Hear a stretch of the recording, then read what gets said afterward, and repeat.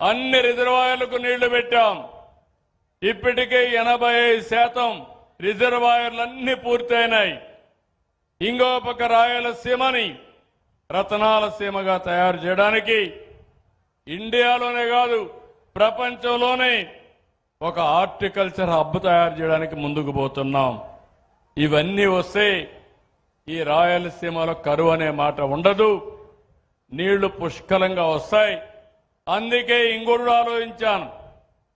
నా ఆలోచన ఇప్పుడు కాదు, 25 ఏళ్లకు మునిపించి ఆలోచిస్తున్నాం.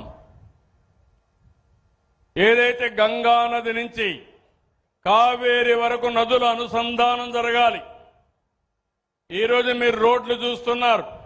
ఒకప్పుడు అధ్వానమైన రోడ్లు, ఈరోజు రోడ్లు బ్రహ్మాండంగా వచ్చాయి. ఇంకో పక్క ఒకప్పుడు ఫోన్లు పనిచేసేటివి కాదు, ఇప్పుడు సెల్ ఫోన్లు పెట్టుకునే పరిస్థితికి వచ్చాం. ఇవన్నీ కూడా సంస్కరణల వల్ల వచ్చిన ఫలితాలు ఇవన్నీ. అదే ఈరోజు వరదలు వస్తున్నాయి, కొన్ని ప్రాంతాల్లో కరువు వస్తూ ఉంది. గోదావరి నది ఉంది, ఎన్నో సంవత్సరాలుగా 2000 టీఎంసీ నీళ్లు సముద్రంలోకి పోతున్నాయి. రాయలసీమ ఉంది, నీళ్లు రాకుండా పంటలు వేయకుండా మొన్నటి వరకైతే అనంతపూరు ఎడారిగా మారిపోతుందనే పరిస్థితికి వచ్చారు. అనంతపూర్లో 400 మిల్లీమీటర్ల వర్షపాతమే పడుతుంది. దేశంలోనే తక్కువ వర్షపాతం పడే జిల్లా అనంతపూర్ జిల్లా.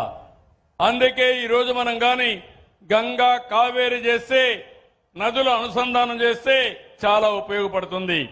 అది వచ్చే లోపల వంశధార దగ్గర నుంచి గోదావరి, కృష్ణ, పెన్న అన్ని నదులు అనుసంధానం చేయాలని నేను సంకల్పం చేశా.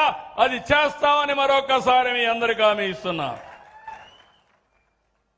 ఇవన్నీ చేస్తూనే సూపర్ 6 ఏమమ్మా, సూపర్ 6 సూపర్ హిట్ అవునా కాదా?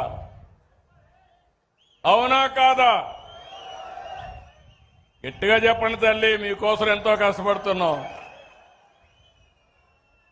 15 నెలలు ధైర్యంగా గర్వంగా చెప్తున్నా, సంక్షేమానికి సాటి లేదు, అభివృద్ధికి అడ్డు లేదు, సుపరిపాలనకు పోటీ లేదు. అవునా కాదా అని మిమ్మల్ని అడుగుతున్నా. పింఛన్లు పెంచామా లేదా? చెప్పిన ప్రకారం ఇచ్చామా లేదా? అన్నదాత సుఖీభావ ఇచ్చామా లేదా? తమ్ముళ్ళు మీరు చెప్పండి. ఏమమ్మా, తల్లికి వందనం ఎంతమంది పిల్లలుంటే ఇచ్చామా లేదా అని అడుగుతున్నా. నిన్నే మా మైనారిటీ ఆడబిడ్డ 6 మంది పిల్లలుంటే 6 మందికి 78,000 ఇచ్చారని నా దగ్గరకు వచ్చి గర్వంగా చెప్పిందంటే అది తెలుగుదేశం పార్టీ విధానం.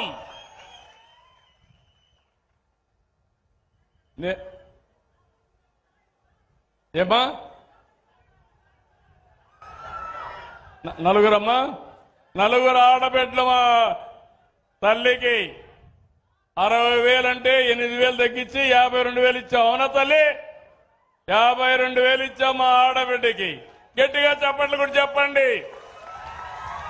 ఇచ్చిన వాళ్ళు 10 మందికి చెప్పాలి.